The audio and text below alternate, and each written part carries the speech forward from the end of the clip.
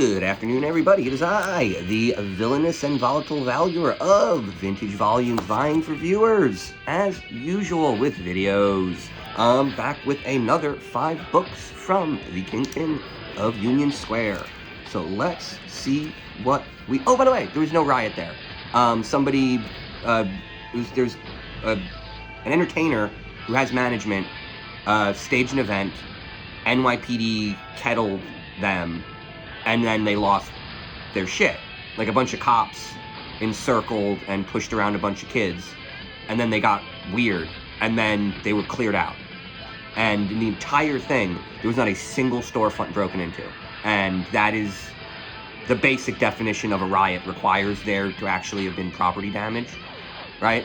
So whatever. So the idea is, there was, during the George Floyd protests, I believe quite righteously, a bunch of stores were cracked into. I was there in Herald Square, and I saw kids breaking into stores, and it wasn't even self-interested. I saw kids running into a broken into GameStop to just pick stuff up and dump it out front for other people. It was not a bunch of kids who decided they needed an Xbox. It was a bunch of kids who decided that companies that run these stores had been screwing over their parents, really. Like, that's the vibe I got. That these were the kids whose parents were screwed over by the economy, and they were taking back some of the money. Now, the thing that happened in Union Square yesterday, we're told, is a riot over PS5s.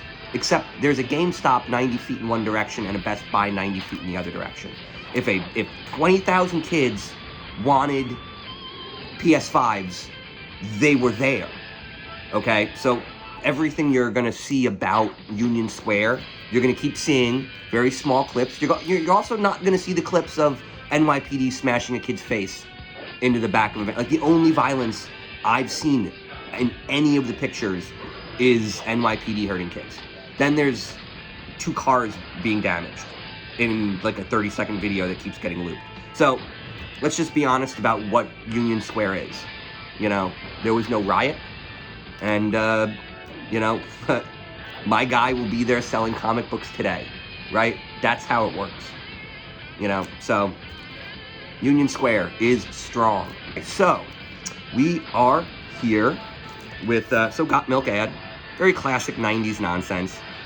It's like an ad that was so popular, we talked about how ads worked more. Very weird. So, there we go. Let's see what we got. Wow. So this is the thing. Is this early 2000s or late 90s? That's what I'm curious about. I don't know. Okay. I'm going to go with 2000s. This is Jeff Johns. Okay, fun.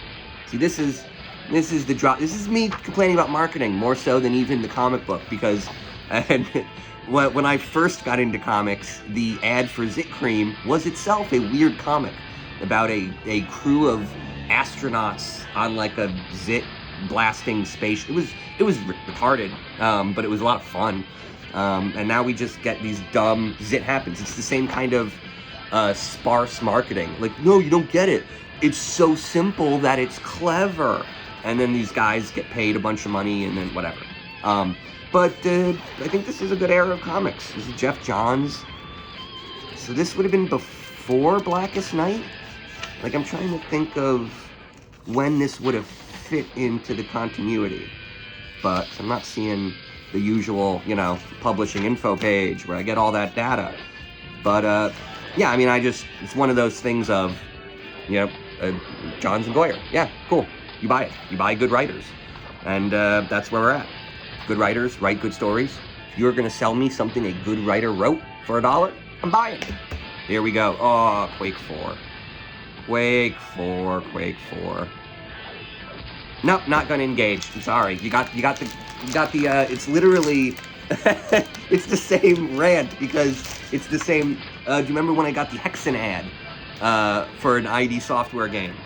And it's just, yeah, a legacy brand can completely fail to deliver functional products and exist for decades. Was Quake 4 even a thing? I, like, don't even remember Quake 4 coming out. 2005? What were people actually playing this was Counter-Strike times, right? That's what people, so like, yeah, I don't know, but whatever. Mr. Miracle, Grant Morrison. So this is another, Mr. Miracle is, it's very weird because he is not a popular character. He's not. That's not a thing we can say. But amongst long-term comic book fans, he has some of the most like revered runs. I don't know. I just feel like Grant Morrison and Alan Moore have done a lot of really interesting stuff with the character, and they've never really been able to make the character interesting on a wider level. But you know, here we are. Grant Morrison story for $1 about a character that is interesting. I buy it. That's it. And I hate to see it, like, it just isn't the character. It's gonna keep being, this is gonna keep being the story. This is what I bought. I bought Grant Morrison's writing. I bought Geoff Johns' writing. And I don't know if it's Geoff Johns. I feel like he spells it that way. I should be calling him Geoff. Because we know how Jeff is spelled. Jeff has a J. And he, 2 F's, it's a real name. I know a Jeff. Jeff's great. It's a great name. I don't know why you'd spell it all weird if you want people to call you Jeff. Okay, Adult Swim in a box. So this is just an ad for a Loot Crate from 2009. I don't know. Right? This is just, whatever, an ad for DVDs at a time when the only people that would have wanted these shows were the exact people downloading stuff on the internet and would never buy this. So whatever, it's fine, no big deal. Blackest Night. This event really did get me back into comics. I had a coworker while I was working at a bookstore who just made me read Kingdom Come. And I hadn't been reading comics at that time, and I'd never been into DC. I always just loved Marvel characters. But Kingdom Come made so much sense to me. And even though so many of the references were completely beyond me, pause for coffee, just not having a DC background, like, you know, I would understand there would be all these, you know, like, group shots in Kingdom Come. And I would always know about 70% of the people in the shot, right? At the time, DC, or Geoff Johns was gearing up, all of the Green Lantern Rebirth stuff. I mean, his Flash Rebirth stuff was great, doesn't get enough credit. I don't think Geoff Johns' work on Flash gets anywhere near the amount of credit it deserves. His Green Lantern run was great, but his Flash run was even better. But the Flash led into the Green Lantern run, which led into this. And there was something about this run. It was so dense, and it was all based on continuity I truly did not understand. Because like I said, no DC background. And all of this is about, the entire premise of Blackest Night is, I mean, it's almost like the Tower of Babel shit. You know, what is the weakness of each hero, and how does that exploit and destroy them, right? And this is just essentially finding a way to trigger every superhero, make them so angry, make them murderous, right? Like, and kill each other. And then once that happens, you know, then the Black Hand has them. And it tied everything together. It felt like it caught me up to speed. And I know there was a lot of exposition and explanations of relationships, but like, yeah, really loved Blackest Night. Thought it was a great story. And it kind of bums me that I don't have issues. So I'm definitely trying to build a Blackest Night, you know, sort of collection from the dollar bins. Yeah, I thought it was a great event.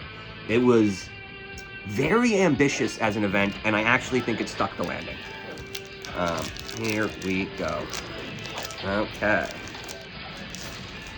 And we've got another Got Milk ad. You know, but by the way, which one of these ads makes more sense? Like, there's so much content in theory, there's content in this ad, right? The picture. But this picture means nothing. And even at the time, it couldn't have meant anything to anybody. It's just generic and not, right? The idea of the Got Milk ad in a comic book should be about comics, right? But when the ad wizards who came up with this one are in charge, they just take the easy way out. And half the time, it's just going to be stock photo of surfing a mutant, a teenage shark, turtle, Borg. But yeah, and the comic is Ah, okay, Infinite Crisis, OMAC. Man, I don't know. Number 5 of 6. Why did I grab this? Pawn no more. Ah, I like the idea. Pawn no more. Good gum. I don't know when is this? I hate it when they don't have the, like, little, publishing info blurb right there. So it makes these videos a lot easier. But I don't know, I just thought, I think Infinite Crisis has some good stories, but it did, I don't know, it felt like a shark jumping a shark. You know, but whatever. It wasn't a bad run. Rucka, he can write a story. So, there we go. Let's see what the last one is. See, this is what I was complaining about. This isn't an ad. This? You call this an ad? You schmucks. Now this is a fucking ad. Okay? It comes back to what I'm saying about actually hyper-targeting the audience instead of hyper-targeting the marketing itself, if that makes sense. Like, the stuff in comic books should be for people who read comic books.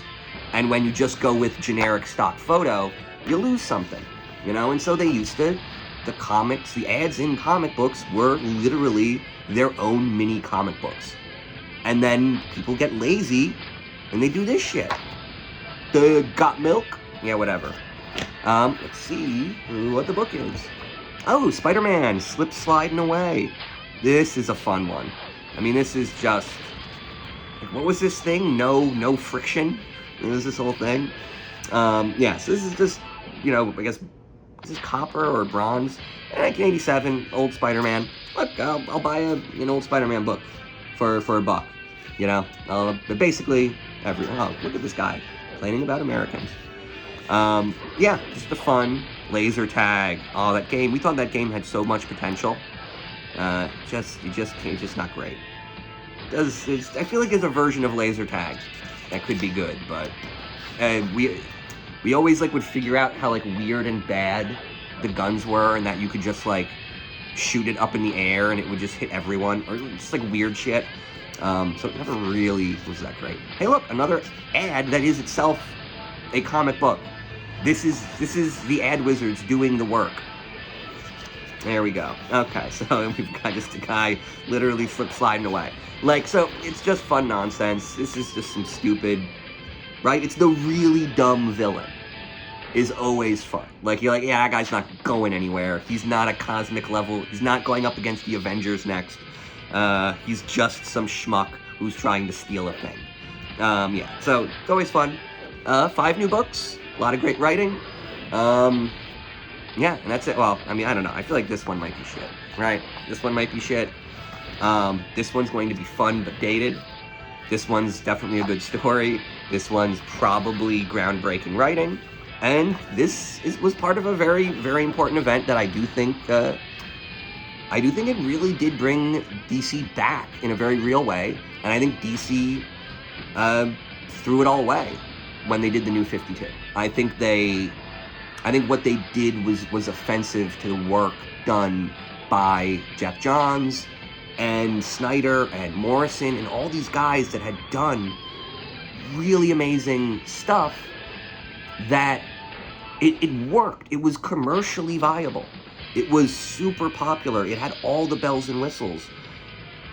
And they just wiped it away for a thing that nobody really wanted. And the New 52 books, they weren't good.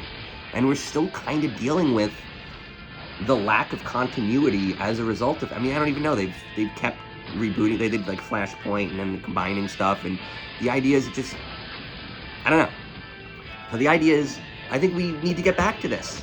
We need to get back to people like Jeff Johns actually being given the keys to the kingdom, instead of them telling us Jeff Johns has the key to the kingdom, and then it just looking like another Snyder movie or whatever the hell it is, right? Like, we can tell who's actually making this stuff. When you read, Void Rivals #1, it's very clear that Kirkman did not write that story. Kirkman does not need 22 pages to share 3 tropes. If Kirkman wanted to tell that story, the story from Void Rivals #1 in a comic book, it would have been about 4 panels, right? So you can tell why things are being produced, and it's kind of a bummer when you realize that even a great writer like Kirkman can't get a great story, you know, through the filter that is Hasbro, because that's what Void Rivals is. Void Rivals is the Hasbro comic book universe. There's no other motivation. It is a series of licenses owned by a single company working together, and that's it. And the idea is they could let Robert Kirkman create a really good story there, but they're taking the easy way out. So, and that's it. Give writers the keys to the kingdom. That's it. That's my argument for this one. The writers deserve better. See you on the flip side.